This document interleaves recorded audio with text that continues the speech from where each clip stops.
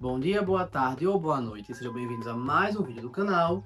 Eu sou Cleiton Moore e hoje eu vou trazer mais um conto indígena. Na verdade eu vou falar mais do povo do que do conto indígena, mas vai ter um conto indígena. Do povo Bororo, o povo do Mato Grosso, que habita o Mato Grosso, e o nome do conto seria A Vida Humana, basicamente. Então vamos começar. Bem, como eu falo na maioria dos vídeos indígenas do povo brasileiro, né? Eu dou uma introduçãozinha do povo, na crença, na cultura, alguma coisa, né? E nesse daqui eu quero trazer um pouco desse viés, porque lendo esse conto, ou vendo esse conto, eu pensei em dar um foco nisso. Bem, o povo Bororo, pelo que eu vi, né, pelo que eu estudei, ele se autodenomina Boe, só que... Boe, Boe.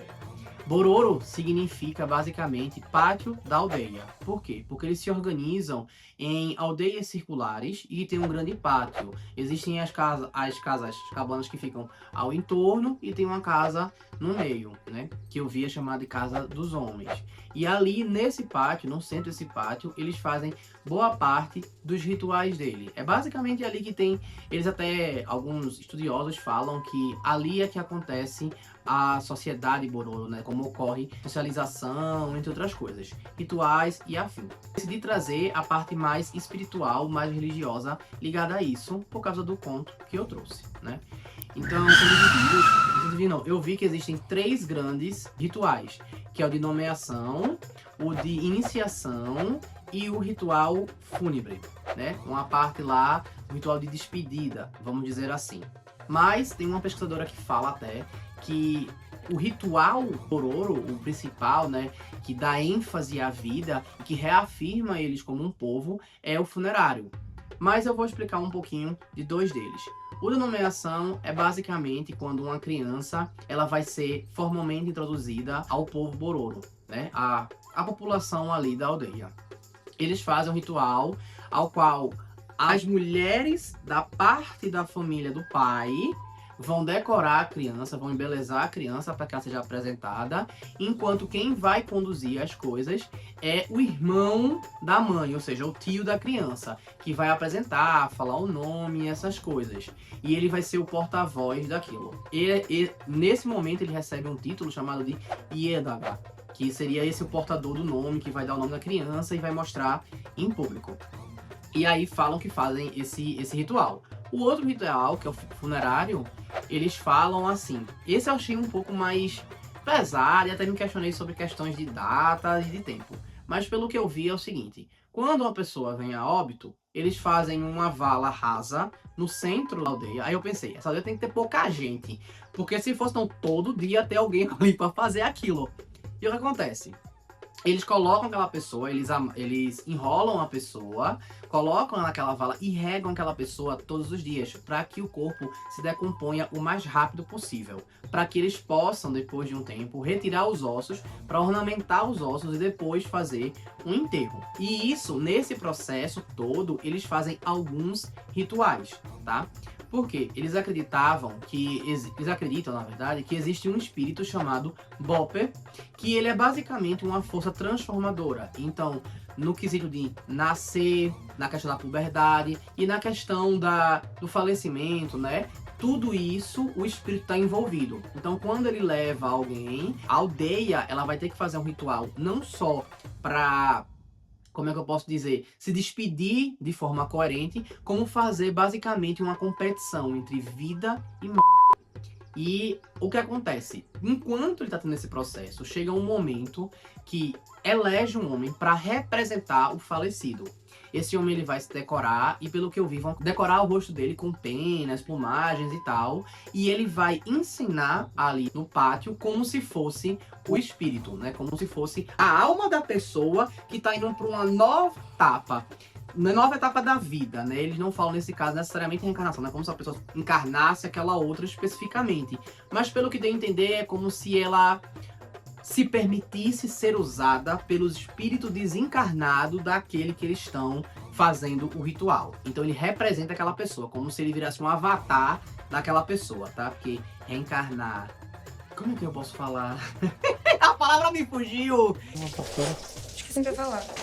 Reencarnar e ser possuído são coisas diferentes, né? Ou ali Enfim, são coisas diferentes.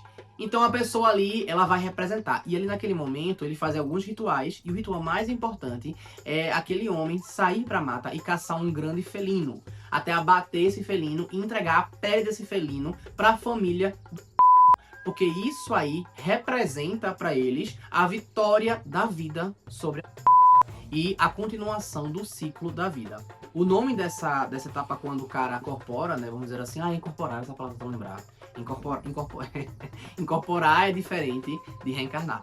Mas voltando. O nome dessa... Ele recebe um nome que é Aroe Mayu, que significa alma nova. Então seria aonde a alma daquele desencarnado está ocupando agora para poder fazer mais uma etapa da existência dela. E, bem, o conto, que é bem curtinho, que eles falam sobre alguma coisa desse tipo, sobre o ciclo da vida humana e as flexibilidades da vida humana, é uma discussão que eles fazem, que eles dizem que tem, entre Pedra e Taquara. A Pedra, uma vez discutindo com a Taquara, fala que ela se acha muito parecida com os seres humanos, porque ela é firme e resistente. E a Taquara diz a ela que ela não tem nada a ver com o ser humano, que ela é muito mais próxima do ser humano do que a Pedra, porque ela nasce, cresce, envelhece e, né, faz o ciclo ali da vida. Ela é um ser vivo, enquanto a Pedra não é. Aí a Pedra diz, não, mas eu resisto às intempéries, igual o ser humano resiste também. Eles também resistem, é um povo resistente. Ele resiste ao frio, ao calor, ao vento e afins. Enquanto você não. Dependendo do calor ou do frio, você vai aparecer e o vento lhe enverga. Então você não se parece com o ser humano. Aí a Taquara vai e responde dizendo, eu pareço com o ser humano. E da mesma forma com o ser humano, a minha espécie, a minha vida continua na dos meus filhos.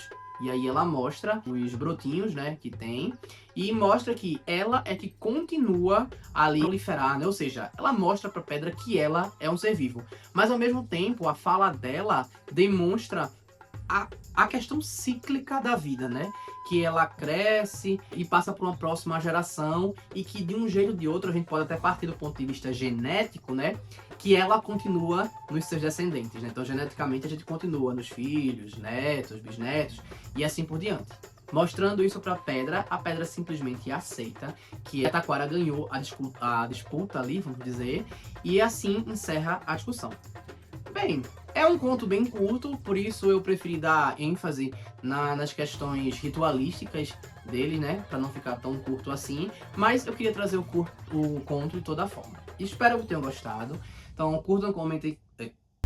Eu me perdi aqui, desculpe. Curtam, comentem, compartilhem, se inscrevam no canal. Vamos ver outros vídeos, por favor. Já fiz sei lá quantos vídeos de povos brasileiros diversos, tá? Então, por favor, vão assistir. Se não sabem o que comentar, comentem...